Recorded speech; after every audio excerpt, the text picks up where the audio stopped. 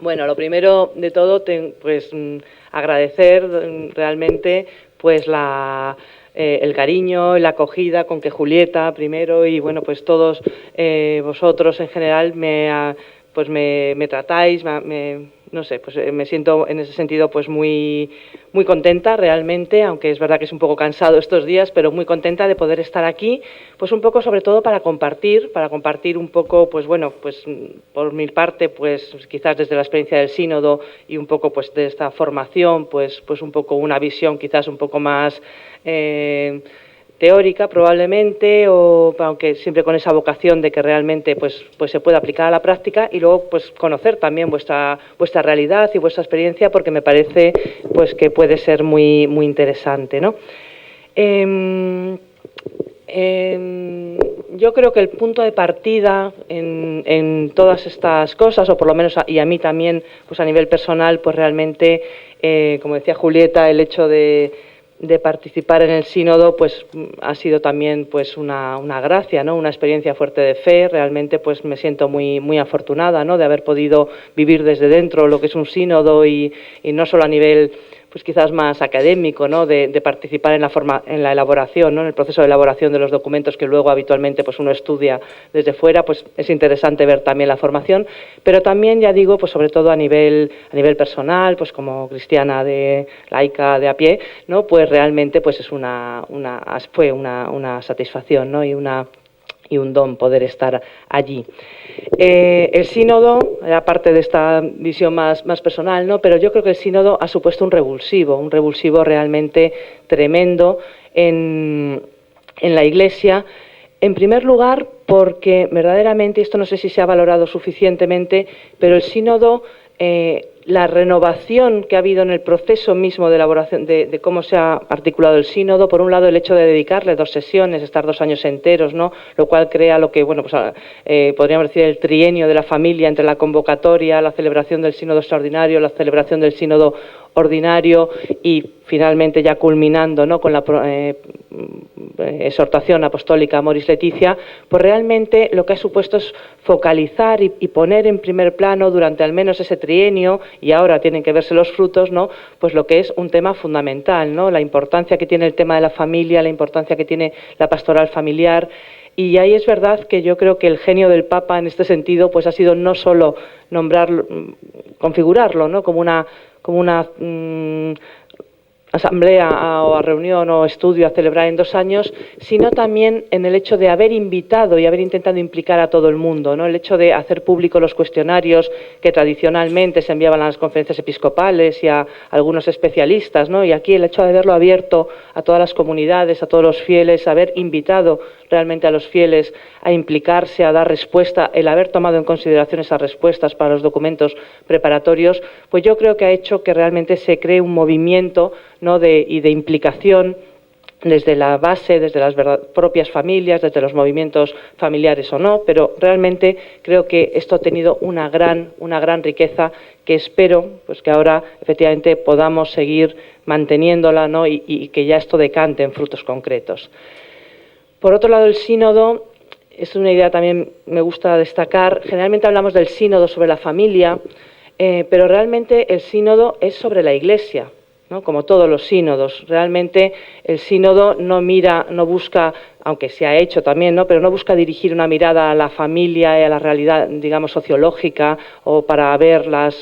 pues los distintos problemas de la familia o las realidades de la familia, digamos, una mirada de algún modo adestra, ¿no? Como objetiva, una realidad extraña o ajena, sino que realmente la finalidad fundamental del sínodo era revisar la actuación de la Iglesia en su trabajo con las familias y en todo lo que es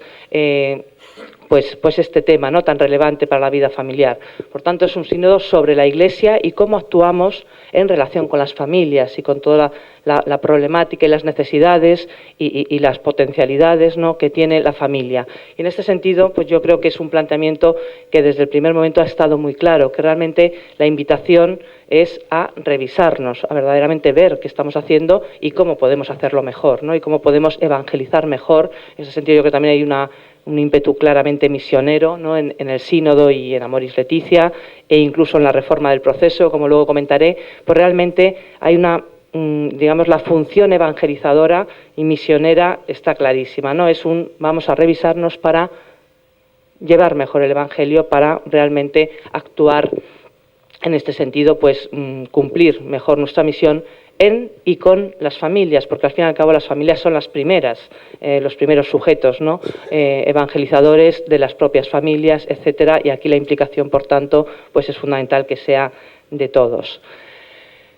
Sabemos que, bueno, si no tocó muchísimos temas, ¿no? Realmente, pues, y Amoris Laetitia, ¿no? Pues realmente es un documento muy extenso y tiene muchísimos temas de interés y destaca muchas cuestiones interesantes. Hoy nos vamos a centrar en uno de los temas que fue realmente, pues, uno de los temas estrellas, por lo menos sobre todo en el sínodo del 14, en el sínodo extraordinario,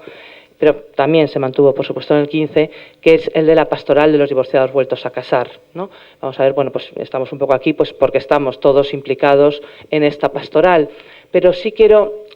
en principio, hacer un apunte, ¿no? Es decir, cómo esta preocupación que tiene la Iglesia,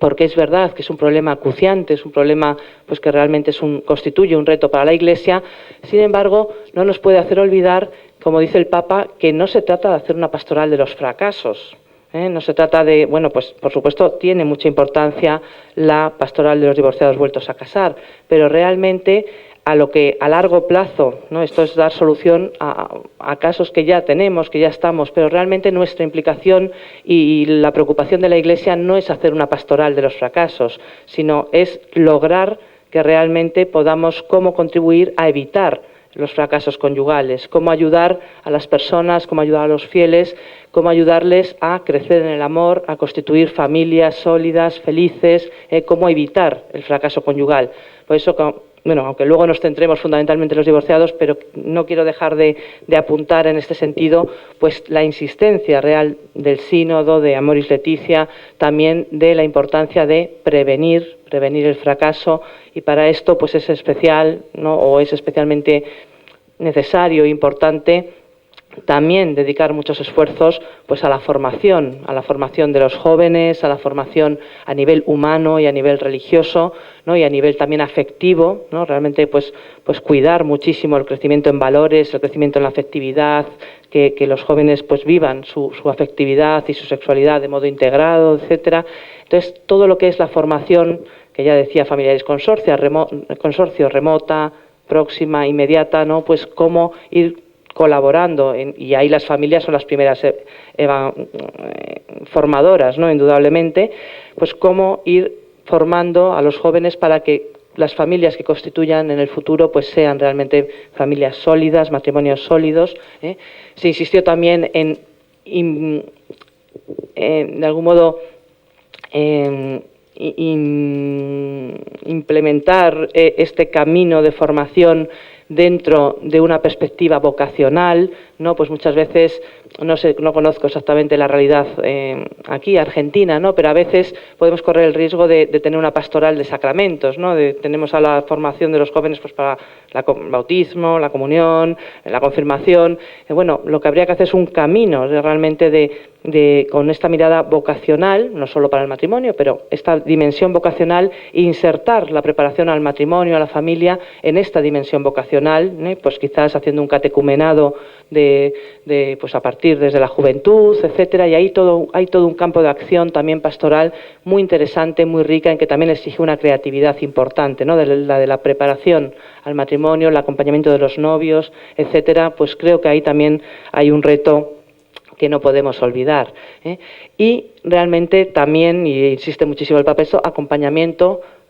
por parte de otras familias, acompañamiento por parte de los agentes de pastoral, etcétera, a los matrimonios también jóvenes, los matrimonios en los primeros años, que son duros, pues los años de irse acoplando el uno al otro, e ir creando una familia, que también pues tiene su dificultad, ¿no? Y su complejidad. Pues bueno, la importancia de que realmente busquemos y seamos creativos e impliquemos también a las mismas familias, a toda la comunidad en el acompañamiento, ¿no? De estas familias jóvenes, pues ya digo, para intentar que no nos quedemos en una pastoral del fracaso, de la ruptura, sino que verdaderamente podamos realmente pues ayudar a crecer en el amor. Pero bien, si a pesar de todas estas ayudas que se puedan implementar, ¿no? Pues el acompañamiento también a los cónyuges en casos de crisis, toda la posible la riqueza, ¿no? Y la promoción quizás pues de medios de orientación también familiar, ¿no? Pues para ayudar en la solución de esas crisis, el acompañamiento que evite que la ayuda sea cuando ya, en fin, la situación se ha deteriorado tanto que es irreversible, ¿no? Sino realmente que haya un acompañamiento y una mediación, incluso que se vea con naturalidad continua para ir ayudando a solucionar esas pequeñas crisis y evitar que se haga al final una bola que ya es absolutamente imposible, ¿no? De desenredar, ¿no? Toda esta labor es fundamental, pero es verdad que a pesar de ella, y aunque la hagamos, pues bueno, habrá casos en que efectivamente, pues realmente, a pesar de todos los esfuerzos, pues realmente ocurra, ¿no? Y suceda el fracaso conyugal, o habrá casos en que nos encontremos ahora, ¿no? Y realmente pues tenemos, por tanto, este problema pues verdaderamente urgente, decía el Papa Benedicto XVI, y el Papa Francisco lo ha reiterado también muchas veces, ¿no? Pues este problema urgente de cómo acercarnos, cómo acompañar, cómo integrar efectivamente a los divorciados, a las personas cuyo matrimonio pues ha fracasado, que tienen esta herida también existencial, ¿no? Pues toda ruptura conyugal, esta ruptura de un proyecto de vida en el que uno habitualmente pues uno se ha implicado mucho, ha apostado por él, es pues una quiebra, ¿no? de la vocación que uno veía cuando contrajo ese matrimonio concreto, etcétera. Entonces, ¿cómo, y es la llamada, ¿no? Que hace muy fuertemente el Papa también, pues cómo acompañar a estas personas que, además de pasar por esta situación difícil y dolorosa siempre del fracaso, de la ruptura conyugal, pues muchas veces además pues se ven de algún modo pues alejados, o se ven como que están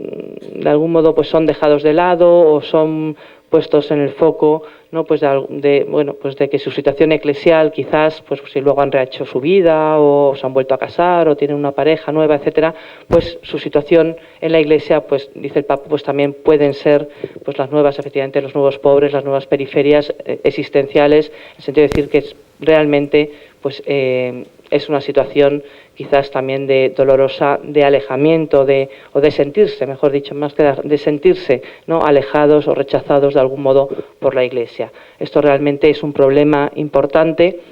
ya digo, y ahí es donde el Papa invita muy fuertemente pues a esa escucha, a ese acompañamiento, ¿no? a esa acogida, a ese arte del acompañamiento de que hablaba el Papa en Evangelium Gaudium, ¿no? Que supone, pues, dice muy bellamente, ponerse de rodillas ante la intimidad del otro, ante el misterio del otro, acompañar, estar ahí, que exige un tratamiento diferenciado, probablemente en las distintas situaciones. En algunas ocasiones será, pues eso, escuchar, en otros acompañar, en otras ir ayudando a dar pasos, ¿no? Entonces, bueno, el arte del acompañamiento, el arte del discernimiento, que también efectivamente es complejo, y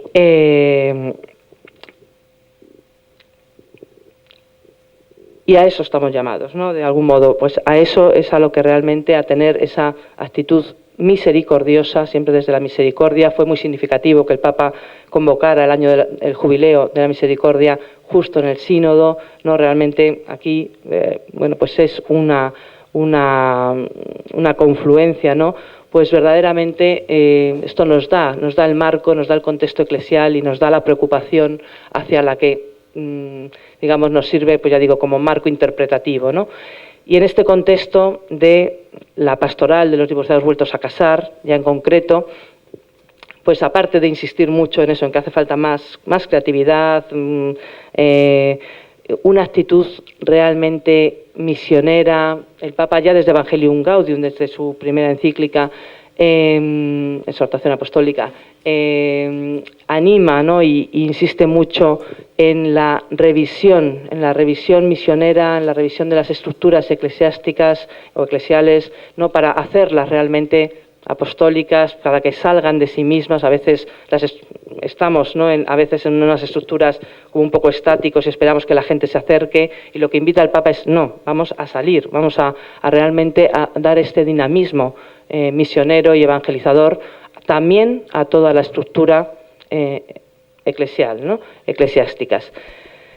Esto, en el caso de los divorciados vueltos a casar, se ha complementado además y es claramente, en fin,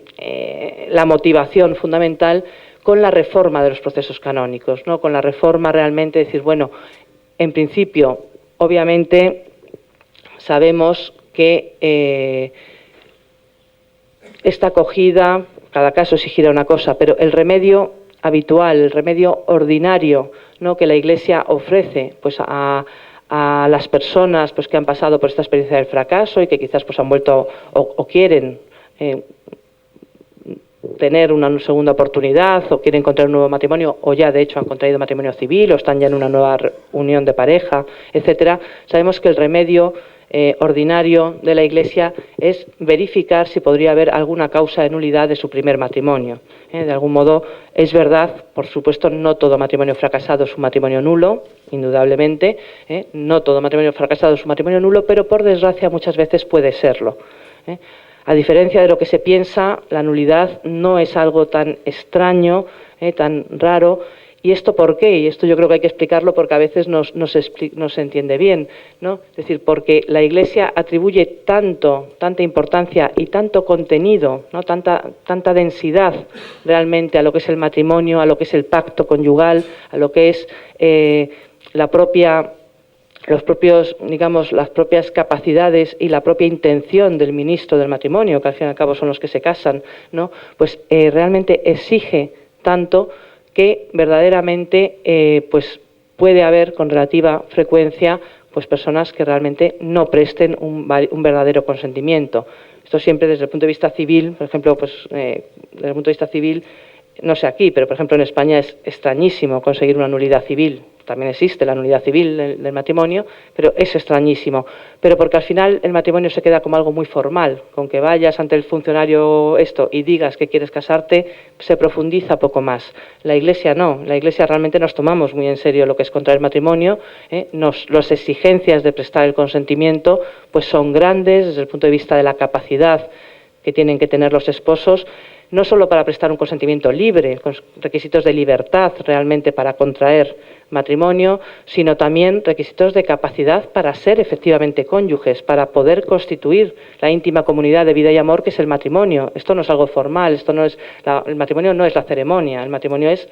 la vida conyugal, es el consorcio de toda la vida que surge, y la comunidad de vida y amor, en palabras del Concilio, que surge, ¿no?, a partir del intercambio del consentimiento. Y esto no puede quedarse en la voluntad de hacerlo, sino que realmente hay que ser capaz de hacerlo, hay que ser capaz, por tanto, de una mínima comunicación interpersonal, hay que poder expresar, ¿no?, pues digamos a nivel afectivo, poder realmente donarse al otro, ¿no? En el consentimiento matrimonial, la persona lo que entrega, la persona no se une a un matrimonio como institución, no se une, no se adhiere ni asume, o sea, decirlo, el centro de la prestación del consentimiento no es quiero el matrimonio con estas obligaciones y con estos derechos y deberes, etcétera, ¿no? Sino que es te quiero a ti en tu conyugalidad y me entrego a ti en mi conyugalidad. Es decir, es la entrega de la persona, la entrega de uno mismo al otro y la entrega por parte del otro, ¿no? Ese es el objeto del consentimiento y ese es realmente lo que hay que poder realmente darse y pues a veces, ¿no?, pues por causas de naturaleza psicológica, etcétera, pues realmente la persona no tiene esta capacidad, Otras veces lo que falta es la intención, pues efectivamente a lo mejor en uno de los dos, pues bueno, realmente falta la intención de aceptar el matrimonio tal como la Iglesia lo propone. Formalmente parece que quieren, vamos, y afirman, ¿no?, querer contraer el matrimonio canónico, pero realmente pues a lo mejor rechazan positivamente la apertura a los hijos o rechazan positivamente que ese matrimonio sea indisoluble y se reservan, bueno, pues si va bien, bien y si va mal, pues nos divorciamos y a otra cosa, ¿no? o excluyen la fidelidad, pues porque están enamorados de una tercera persona o porque realmente tienen un modo de vida pues que verdaderamente la fidelidad no entra, ¿no?, en sus parámetros vitales, o en otras ocasiones se puede contraer por miedo, por presiones externas, o presiones internas, o presiones externas, o se puede contraer condicionando el matrimonio a algo ajeno, etcétera. Es decir, el contenido, como digo, y los requisitos del consentimiento, ¿no?, y la densidad que tiene este consentimiento pues en el matrimonio tal como la Iglesia lo concibe, es tan grande pues que realmente, a ver, esto no quiere decir que nadie pueda casarse válidamente, tampoco lógicamente hay que caer en el otro extremo, pero que es verdad que a veces pues también en una sociedad pues a veces tan secularizada como la nuestra y con quizás pues un debilitamiento de los mismos compromisos vitales y de la misma definitividad, ¿no?, y el miedo a comprometerse que a veces se observa, entonces pues bueno, puede haber muchas personas que realmente pues alguno de los cónyuges no haya prestado realmente matrimonio válido, ¿no? Por tanto, esta es una solución, como digo, y de hecho es la solución ordinaria que en principio pues la Iglesia presenta, ¿no? Pues decir, bueno, vamos a revisar ante el hecho del fracaso irreversible, etcétera, de la unión, vamos a revisar si puede haber alguna causa de nulidad, porque no es tan extraño realmente que lo haya. Hay que tener en cuenta además que frente a otros sacramentos, ¿no?, el matrimonio presenta una peculiaridad que a veces se nos olvida, y es que es cosa de dos. Es muy obvia, pero es cosa de dos, ¿no? A veces una persona se quiere casar, quiere asumir todo, quiere realmente contraer un matrimonio sacramental, quiere verdaderamente entregarse y tiene toda la plena capacidad y plena aptitud y plena intención, pero el otro no, ¿no? Y realmente el matrimonio es que es cosa de dos. Entonces, a veces, bueno, pues realmente no llegan a hacer, como digo, pues porque verdaderamente falla algo. Entonces, el matrimonio tiene pues esa grandísima riqueza, ¿no?, pero también tiene esta especial complejidad, como digo, de que no depende solo de uno y del Señor, sino que es cosa de tres, ¿no?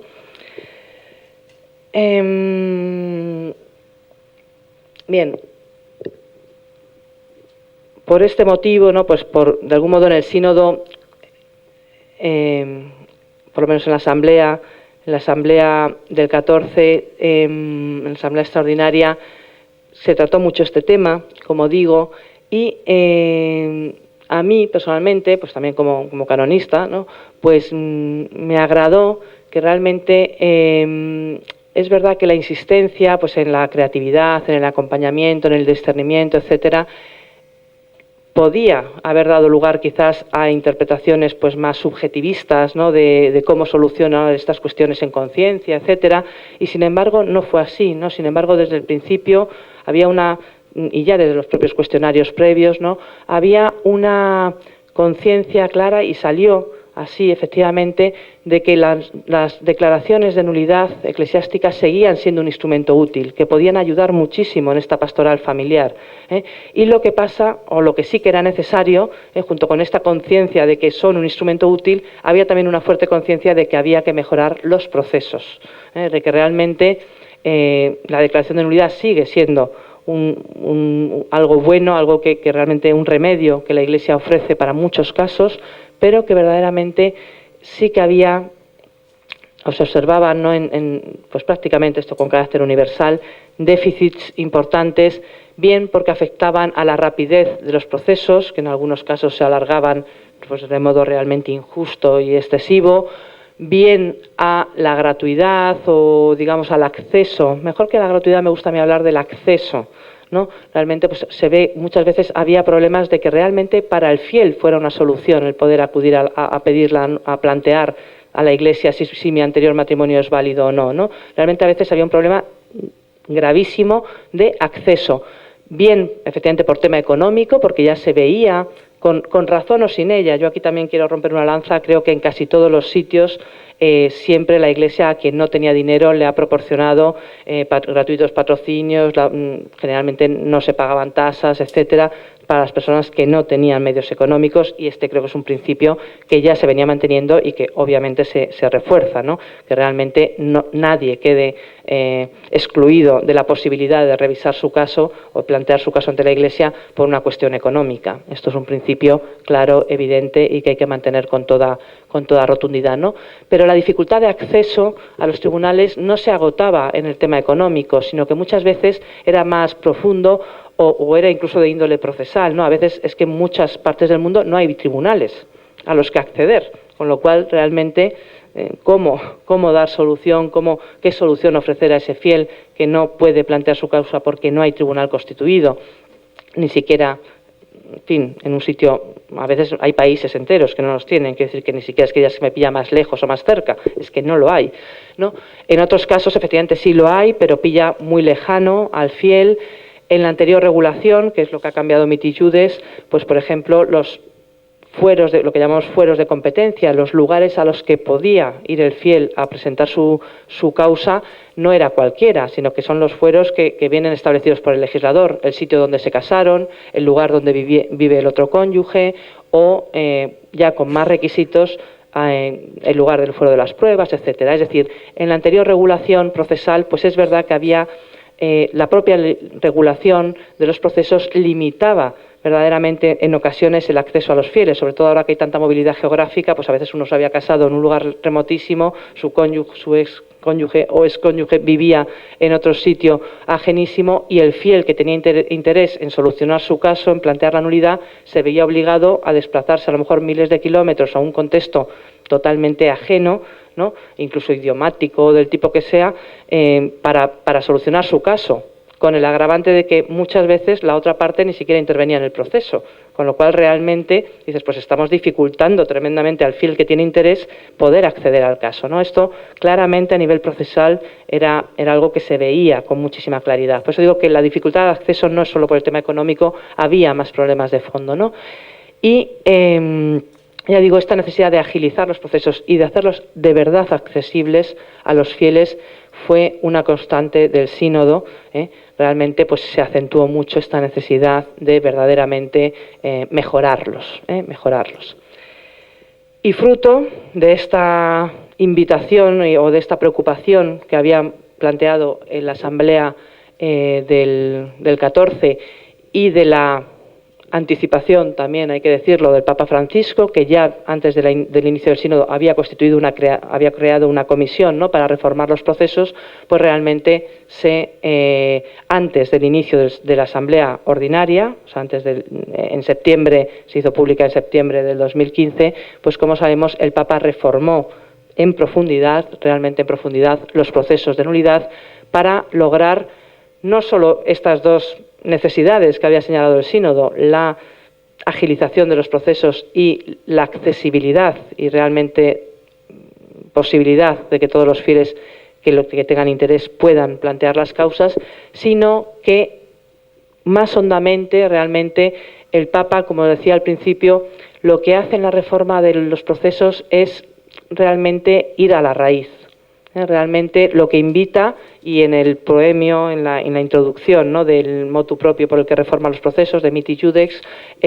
toda la introducción es como una fundamentación de por qué esta reforma y es insistir en la conversión misionera, como decía antes, de las estructuras eclesiásticas. Realmente en insistir en la pastoralidad,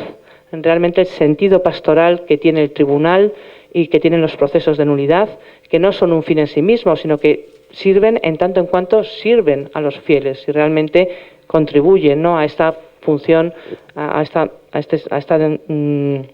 esta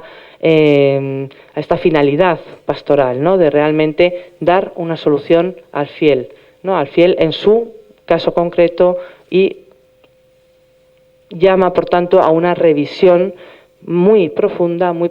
del modo de actuar. Lógicamente la ley marca los presupuestos procesales, cambia, pero más allá de las reformas concretas, técnicas, digamos, procesales, realmente lo que hay fundamentalmente de fondo es un cambio de mirada, un cambio de comprensión, que es verdad que en el ámbito canónico ya estaba antes. Los canonistas siempre hemos afirmado el sentido pastoral de los procesos, siempre nos hemos preocupado, no pues por insistir en esto de la pastoral judicial, pero bueno, realmente pues es verdad que había muchas cosas que mejorar y sigue habiendo todavía muchas cosas que mejorar en la actuación y en la actividad de los tribunales eclesiásticos y de la propia organización, en las diócesis.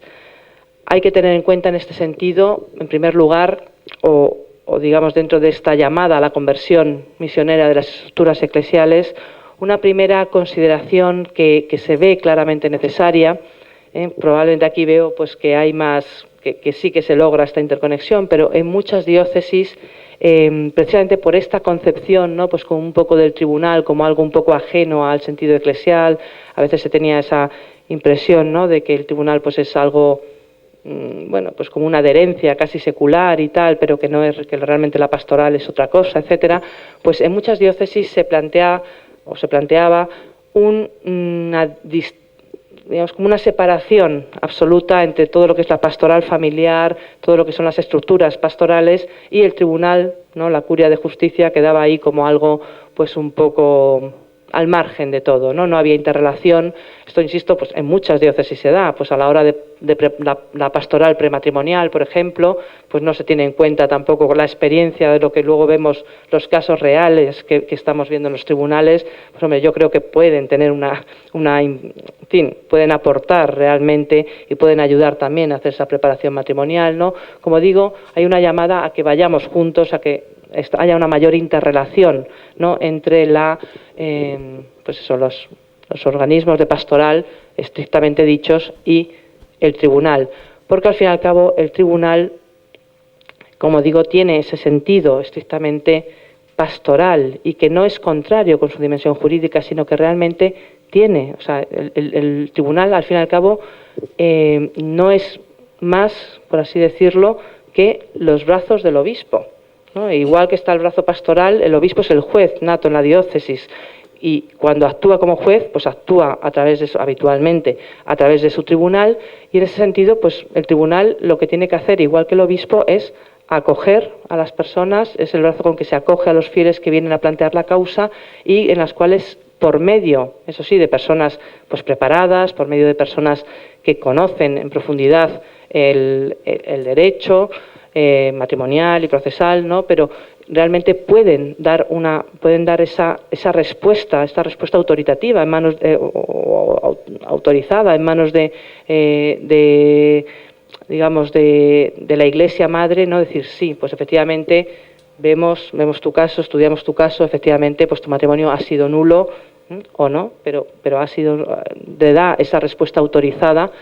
Por eso digo que el tribunal pues es ese brazo con el que la Iglesia al final, o el obispo, pues acoge a todos estos fieles que van a llevarle su causa, van a plantear su causa y esperan una respuesta en verdad, en justicia, pero que esto no se opone a la misericordia, sino que realmente pues es ver si verdaderamente pues en este matrimonio que se celebró pues realmente había alguna causa de nulidad o no, y ver si la persona pues realmente tiene, por tanto, pues, ese matrimonio previo, ese vínculo previo o no.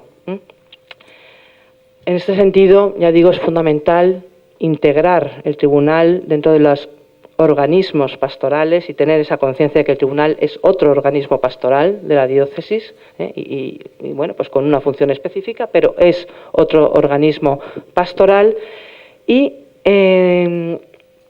acentuar también en la práctica, y ahí es donde tiene que entrar esa revisión. No sé cuántos de ustedes trabajan en tribunales eclesiásticos, ¿no? Pero todos los que trabajamos en tribunales eclesiásticos somos muy conscientes de la importancia de la misión, pero también de todas las cosas que nos quedan por mejorar, ¿no? Cuando uno está dentro ve claramente, porque verdaderamente hay realmente esta es una llamada, digamos, o es realmente una importante responsabilidad también de todos los que participamos en el proceso y en los tribunales eclesiásticos, de no perder nunca de vista esta dimensión pastoral que al final se tiene que concretar en cómo acogemos a las personas, cómo las acompañamos, cómo las tratamos cuando vienen a declarar, cómo las tratamos a lo largo de todo el proceso. Aquí hay toda una serie de cosas que es muy importante cuidar para que la persona nunca olvide que está en un tribunal de la Iglesia. ¿no? Que no está en el fuero civil o no está litigando tal, sino que realmente lo que está llevando su caso a la Iglesia Madre a que le dé una respuesta que en este caso, insisto, como es sobre, bueno, pues es nulo o no, es una respuesta en verdad, en justicia, pero realmente como lo haría una madre, que a lo mejor tiene que decir que no a su hijo en algún momento, es posible, pero realmente siempre lo va a hacer con ese cariño, con ese cuidado, porque realmente, bueno, pues responde, ¿no? A lo que es bueno para la persona. Entonces, ya digo, aquí mea culpa y de todos, llamada, ¿no?, a la revisión de todos los que estamos en los tribunales eclesiásticos, de cómo hacer esa acogida, y creo que ahí sí que se ha logrado, pues de algún modo con Miti Judes, realmente creo que los tribunales estamos en esa, ¿no?, los miembros de los tribunales estamos en esa clave de vamos a revisar, porque el Papa ha cambiado lo que es el proceso, lo que está en su mano, ¿no?, pues cambiar la ley procesal para mejorar los procesos, pero la actitud, la implicación de las personas al final depende de cada uno de nosotros en el puesto en que estemos, ¿no? Por tanto, ahí, pues bueno, pues eso, llamada a verdaderamente pues que sea esta acogida, se haga también en el proceso, porque no es incompatible en absoluto con mantener el carácter judicial, sino que realmente es cómo tratamos a las personas y cómo intentar lograr, que esto sería, yo creo, el fin que nos tendríamos que poner todos los que estamos en tribunales, cómo lograr que el proceso sea realmente sanador para la persona. El proceso es verdad que es muy duro, como has comentado, es para los fieles muchas veces es verdad que es muy duro echar la vista atrás, recordar, ¿no? Recordar, pues a veces pues momentos muy dolorosos probablemente, ¿no? Volver a revivir todas estas cuestiones, pues es verdad que a las personas les es difícil, pero es un proceso que muchas veces al final, pues realmente la persona nos lo dice, ¿no? Pues realmente empecé con mucha resistencias y con mucha reticencia y tal, pero realmente ahora me siento sanada, o sea, como que verdaderamente he abierto la herida, ¿no?, que estaba ahí a lo mejor taponada y tal, la he abierto, he dejado que respire y ahora verdaderamente, pues sí, me siento en paz con mi pasado, en paz conmigo misma, que a lo mejor también bueno, pues efectivamente pues no fui en aquel momento madura o no tomé una decisión adecuada o no fui tal, bien, pues lo que sea, en paz con uno mismo y a ser posible, pues habrá que intentar que también en paz con el otro, cónyuge, ¿no? Y con bueno, pues realmente conseguir perdonar y ser perdonados, ¿no? Creo que el proceso también podría ayudar a esto, sin perder nunca, como digo, bueno, sin perder de vista la misión del proceso, pero creo que puede realmente, y así lo vemos, ya digo, en casos, lo hemos constatado, que verdaderamente puede contribuir a esta cuestión. Aunque esto fundamentalmente que estoy diciendo afecta a los miembros de los tribunales, pero ya, ahora comentaré un poco más, pero ya en este ayudar a toda esa preparación previa, en ayudar a animar a la persona a empezar a mirar hacia su pasado, a empezar bueno, pues a plantearse, ¿no?, el hecho mismo de acercarse a la nulidad, como lleva una dificultad importante, pues creo que ahí todos los agentes de pastoral sí que pueden realmente ser una grandísima ayuda. Es muy significativo, por ejemplo, que en el Miti Judes, que ya digo, es una reforma procesal, es una reforma de los 21 cánones del procesos de las causas de nulidad matrimonial en el Código, o sea, es súper técnico. Pero, sin embargo, en ese proemio y en las reglas que le acompañan, unas normas que ya no son cánones, pero son también jurídicas, en ese sentido, la llamada es a recordar la responsabilidad del obispo, que comparte con los párrocos, de salir al encuentro, y eso está en la norma incluso, de salir al encuentro de todos estos fieles divorciados, vueltos a casar, que se puedan sentir alejados o rechazados de la Iglesia por su situación personal, pues es una seria obligación del obispo y de los párrocos el salir, el ir al encuentro, no esperar a que el fiel, que ya es mucho, no esperar a que el fiel venga a plantearnos su causa, sino salir, proponer, invitar, ¿no? Bueno, pues esto es una responsabilidad importante, que es lo que se está intentando lograr, ¿no? Y a través, pues de esas, por eso es tan importante la unidad con las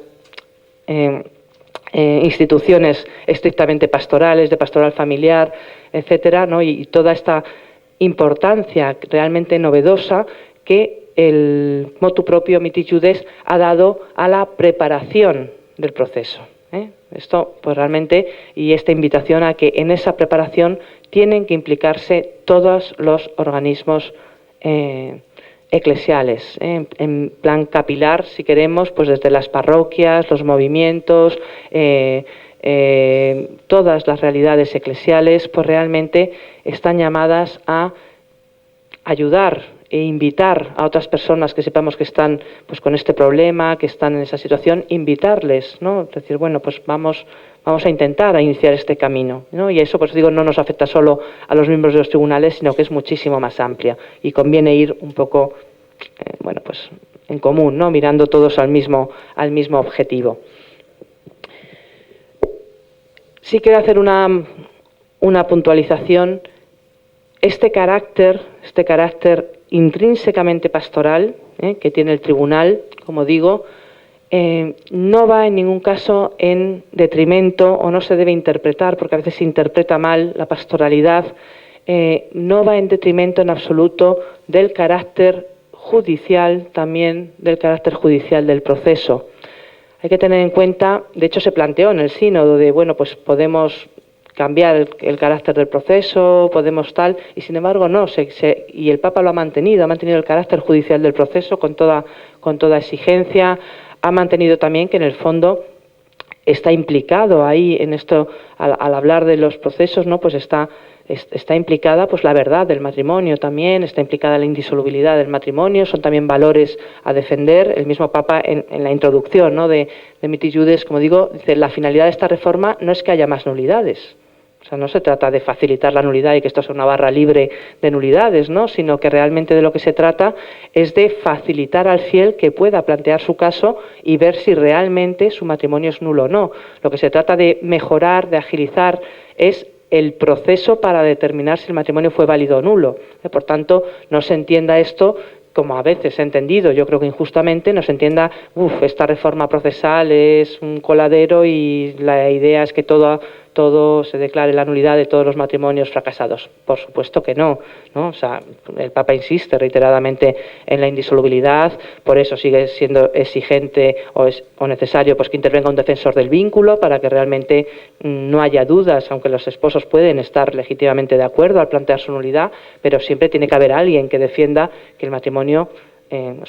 sea válido, con el fin de que no haya duda ninguna de que realmente la decisión que se está dando es correcta y responde a la realidad del matrimonio, ¿no? Y a la verdad de ese matrimonio. Pero como decía, realmente tenemos que recordar pues eso, que el derecho canónico, o sea, todo derecho en realidad, pero más un derecho tan peculiar como es el canónico, que es con ese matiz de eclesialidad tan fuerte que tiene,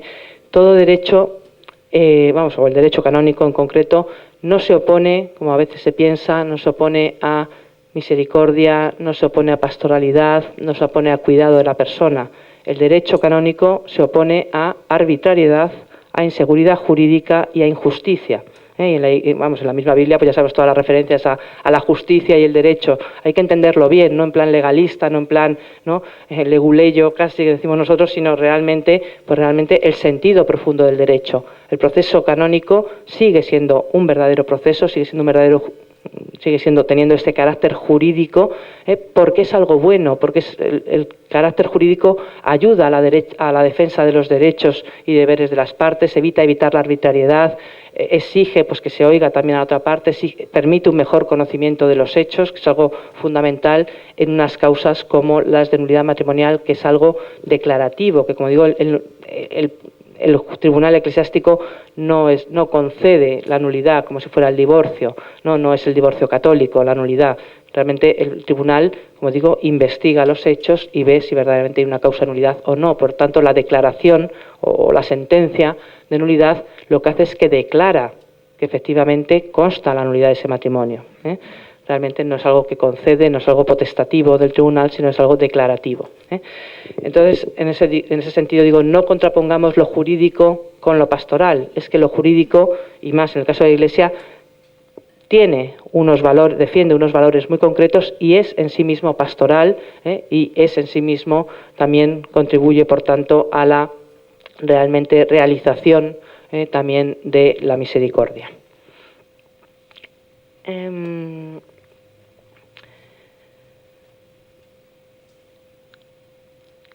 Como decía,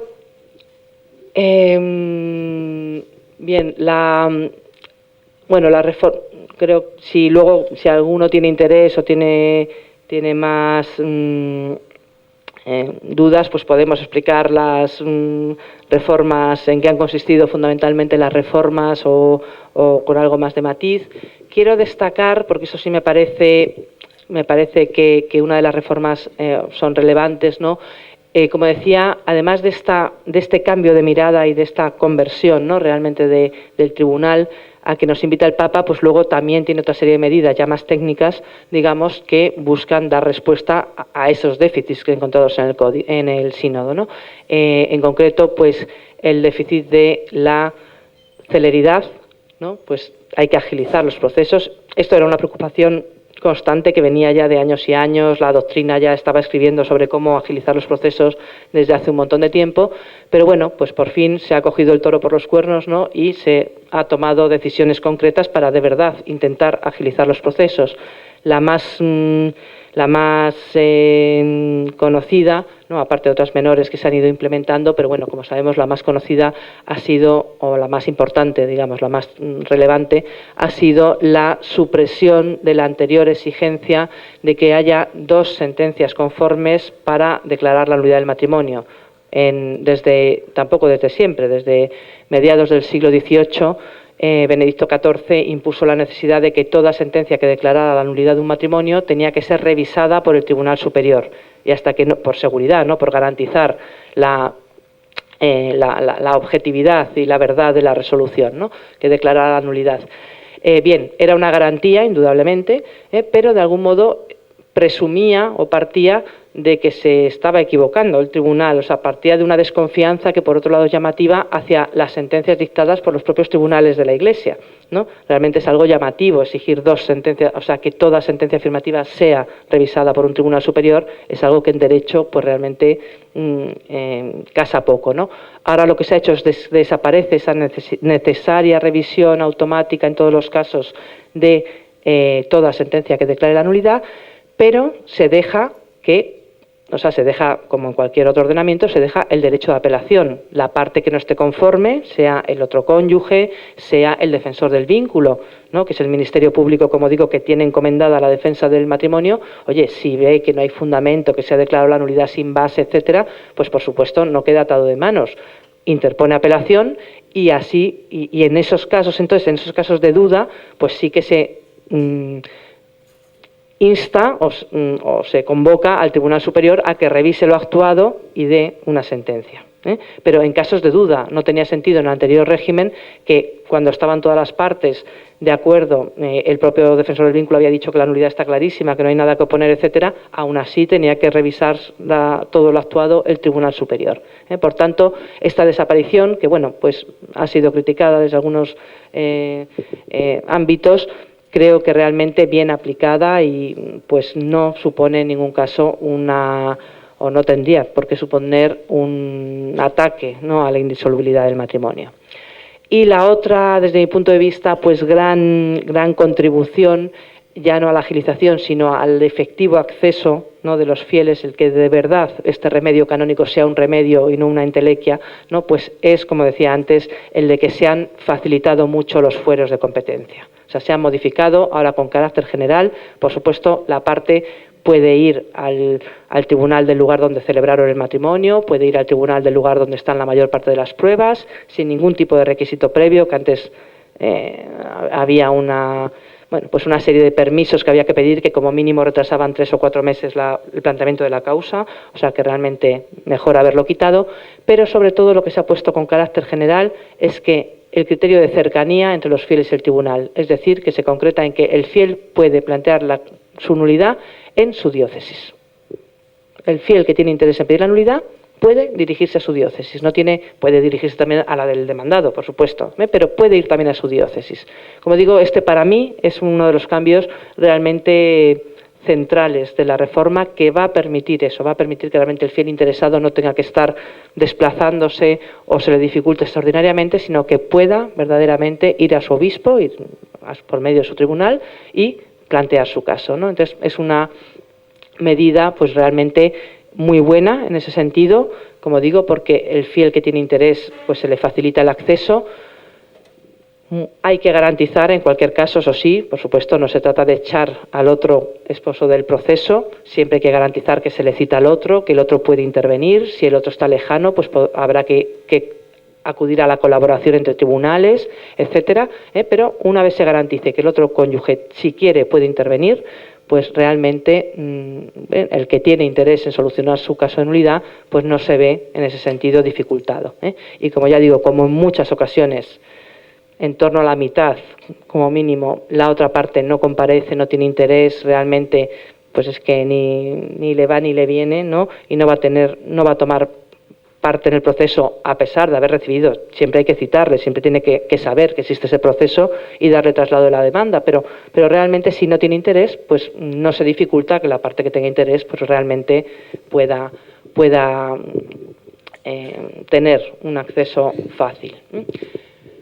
Bien, esas son, ya digo, básicamente las fundamentales, creo, reformas. Aparte, también, pues, del proceso breve, se ha constituido un proceso breve ante el obispo, pero esto es para nulidades muy evidentes y en el que las dos partes están de acuerdo en pedir la nulidad y en los mismos hechos, los mismos capítulos, etcétera. Es decir, son, bueno, pues casos realmente que no serán tan habituales como el proceso ordinario. Este proceso breve tiene la peculiaridad, aparte de su especialísima brevedad y carácter totalmente sumario de la recogida de la prueba, etcétera, tiene la peculiaridad de que lo debe de resolver el obispo. Por tanto, una clara implicación del obispo. No obstante, ya digo, este proceso abreviado, pues bueno, siendo una novedad muy relevante, que lo es, y creo que puede pues, ser un aliciente o un acicate para los obispos para implicarse más también, ¿no?, en estas causas, bueno, pues realmente siempre va a ser algo un poco extraordinario, como digo, un poco no es tan habitual que se den todos los requisitos que se exigen para poder llevar el proceso abreviado. Por tanto, pero esto, digamos, no quita la responsabilidad del obispo. El obispo sigue siendo el principal, vamos, el juez nato de la diócesis, y la responsabilidad del obispo es juzgar a través de su tribunal, constituir realmente un tribunal, proveer a ese tribunal, y muchas veces aquí nos encontramos en la pastoral y en todos los sitios, ¿no? Pues muchas veces nos encontramos con que al final, digamos, las cosas salen o no salen en función de los medios y la voluntad real que se haya puesto en que las cosas salgan. Por tanto, hay una seria también obligación del obispo, que ya lo decía Dignitas Connubii, pero también Mitis Iudes insiste, una obligación y una responsabilidad importante del obispo de constituir su tribunal, de elegir, ¿no?, y designar a personas formadas, a personas con una buena formación canónica, que puedan realmente responder en justicia y verdad a las causas, pero también con este sentido eclesial, pastoral, etcétera, ¿no? La provisión de los cargos, pues realmente es una responsabilidad importantísima del obispo, ¿no? El destinar medios materiales y humanos, pero también materiales, para pues para que realmente el tribunal funcione. Podemos cambiar la ley procesal todo lo que queramos, que como no haya gente, las causas se van a alargar en el tiempo por imposibilidad. Una realidad que tenemos prácticamente en todos los tribunales de la Iglesia es el pluriempleo. Generalmente todos los que participamos en tribunales eclesiásticos, jueces, defensores del vínculo, etcétera, los sacerdotes sobre todo pues tienen 20.000 responsabilidades pastorales. Además, está bien que las tengan, pero quizás no tantas. Tienen que saber que la dedicación al tribunal no es estar entre papeles, es estar resolviendo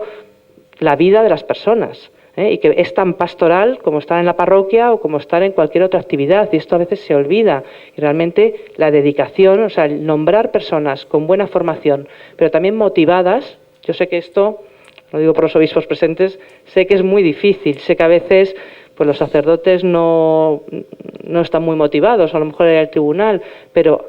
hay que hacerles ver que realmente es que están tratando a personas, no es burocracia, no es papeleo, no son expedientes, son personas y es la vida de personas que están esperando esa respuesta. Entonces, bien, pues hay unos requisitos, lógicamente, para estar en el tribunal de formación, que es importante, pero también es importante la motivación, la dedicación, el que realmente se tome eso como una urgencia pastoral y como la primera responsabilidad del que tiene, del que está ahí, del que está trabajando en el tribunal. Esto es muy, muy importante.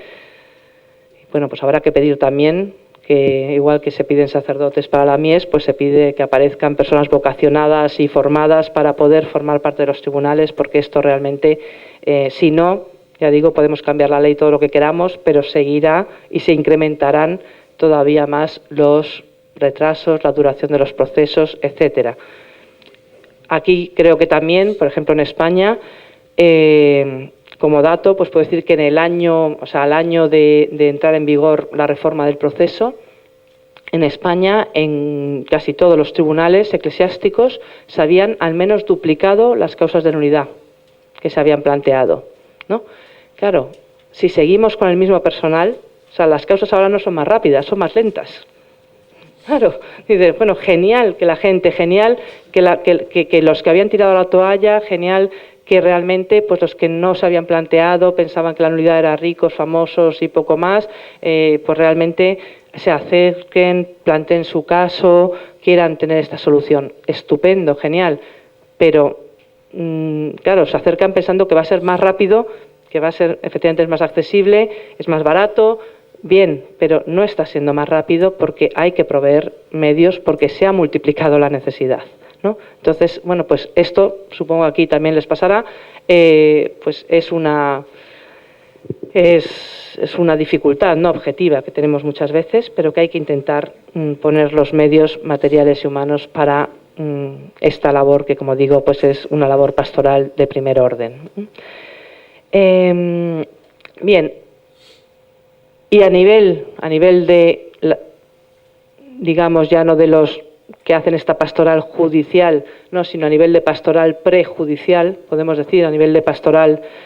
previa, ¿no? O de pastoral, con toda amplitud de pastoral de los divorciados vueltos a casar, todos los agentes que estén ahí implicados, pues ¿qué se puede hacer? Pues ahí, como siempre insistía el sínodo, creatividad. Creo que aquí pues las iniciativas que estáis teniendo pues me parecen que realmente ya indican una gran preocupación y una gran creatividad, ¿no? También, pero bueno, pues puede ir la labor, pues puede ir desde muchísimos actividades, ¿no? Desde salir, pues eso, proponer, invitar, salir, ya digo, con carácter capilar en todas las realidades eclesiales a ser posible, pues por parroquias, etcétera, poder ir proponiendo, invitando a las personas, haciéndoles ver esto, invitándoles a que no es tan difícil, que no piensen que es tan extraño la nulidad, que no les van a tratar mal, que realmente pues se trata de acoger, de acompañar su caso, motivar en el fondo a la persona a que dé el paso de llevar su caso, pues su historia, ¿no? Ante la Iglesia, que siempre es madre también, pues llevarle, motivarle a que lo haga. A veces la labor, pues eso, pastoral, pues empezar a quitar esos miedos. Otras veces, pues ya será una preparación un poco más específica o más técnica, de cuando ya la persona se anima a, bueno, pues sí, voy a plantear la nulidad, pues poder ir haciendo ese asesoramiento previo, pues realmente, pues vamos a ver pues si hay causa nulidad. Esto muchas veces requiere algo tan sencillo de decir y tan a veces para las personas difícil de hacer, como hacer una historia de su vida y de su vida de noviazgo, de matrimonio. Pues bueno, esto se puede animar a la persona, bueno, pues ve escribiendo, si quieres, ve escribiendo un poco tu historia para ver qué datos hay de si puede haber causa nulidad o no, o si a la persona le cuesta escribir, pues bueno, pues vamos a ir ayudándote a que vayas recordando, vamos a ayudar a ir recogiendo esos datos, etcétera. Toda la preparación de la causa, pues es verdad que en el sentido técnico requiere una formación específica, conviene que lo hagan o abogados o personas que realmente puedan claramente orientar certeramente sobre si hay causa de nulidad o no. Siempre esa valoración de los hechos históricos, de los hechos de la persona, para ver si ahí se deduce una causa de nulidad o no, pues lógicamente exige un conocimiento canónico de cuáles son las causas de nulidad más en profundidad de lo que yo he dicho, que es muy por encima, pues de lo que realmente qué exigen, qué requisitos exigen, las causas de los motivos, o sea, por qué puede ser nulo ese matrimonio, pues qué motivos o qué requisitos exigen cada uno de esas causas, pero también conviene tener en cuenta qué medios de prueba hay para probar esto. Entonces, bueno, pues ya digo, hay por un lado un asesoramiento un poco más técnico, que ya es para la preparación inmediata o la presentación de la demanda, en su caso, pero puede haber todo un acompañamiento, pues pastoral, previo, pues ya digo, desde ir animando a la persona a revisar su vida, a escribirla, ir animándole y acompañándole en este proceso. Esto no, bueno, el abogado tiene una labor muy importante que hacer y en el tribunal también hay una labor importante que hacer, pero muchas veces pues puede ser bueno que el párroco o los agentes de pastoral estén acompañando a la persona a lo largo de todo el proceso y podemos ir formando a las personas en hacer ese acompañamiento. Entonces, bueno, pues aquí quiero decir que creatividad realmente, pues es realmente el campo, digamos, es grande. Hay otro tema, por ejemplo, hay otro reto que yo creo que este sí es un reto, porque realmente hasta ahora no se ha hecho habitualmente, o yo no conozco que se haya hecho en casi ningún sitio. Ahora está empezando a haber un poco más sensibilidad y en algunas diócesis pues sí se están viendo el tema, por ejemplo, de acompañar al fiel también, pues no solo a lo largo del proceso, sino también cuando recibe la sentencia. Esto es algo importante también, pues la sentencia lógicamente tiene que ser notificada en forma, porque hay una serie de requisitos para poder ser apelada, ¿no?, etcétera, pero la apelación en forma no tiene por qué consistir en enviar por correo certificado y que conste con acuse de recibo la sentencia y que el fiel se la lea solo y no entienda nada probablemente, o no entienda la mitad y tal. No, esto probablemente pues es más frío. La parte que va con abogado, pues bueno, su abogado puede realmente explicarle y hacerle ese acompañamiento, pero también podría haber ese acompañamiento